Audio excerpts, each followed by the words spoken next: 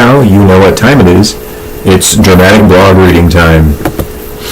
Okay, this is an oldie but a goodie, if I may say so myself, going all the way back to, well, actually before May 2021, because I wrote this first on Facebook or before I started using Substack, so this is going deeper into the archives tonight.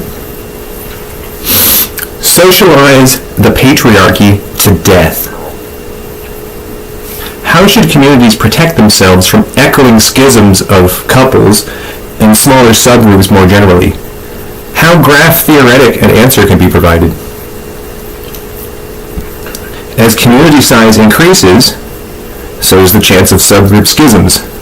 We've all experienced this. You add people to a peer group and eventually couples so-and-so fight, which tends to reduce community size once it happens, producing an upper bound on community size, which ultimately stifles community organizing, perpetuating our collective oppression.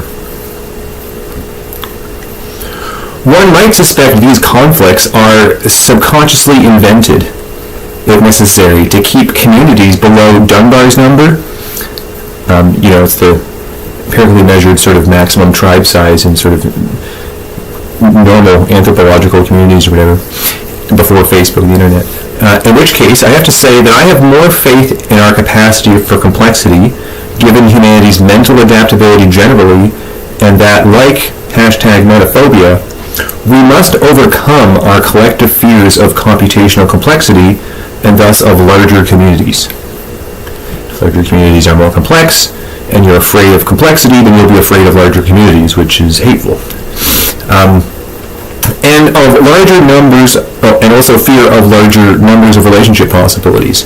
Computational laziness doesn't just drive metaphobia, but also homophobia, biphobia, #polyphobia, and inconsiderateness in general.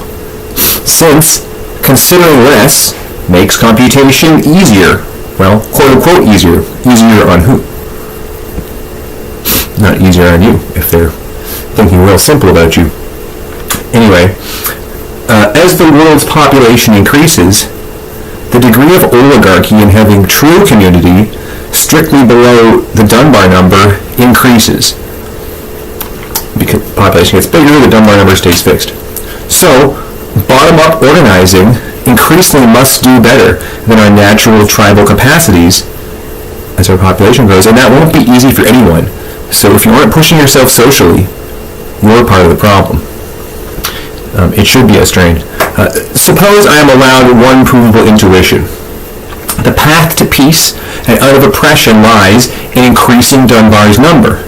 Compare this to Singer's expanding circle. This is why, past a certain point, introversion is incompatible with activism. And this point gets closer every day as the world gets larger and larger, and the old boys club still has the same old table with the same number of seats. Socialize the patriarchy to death.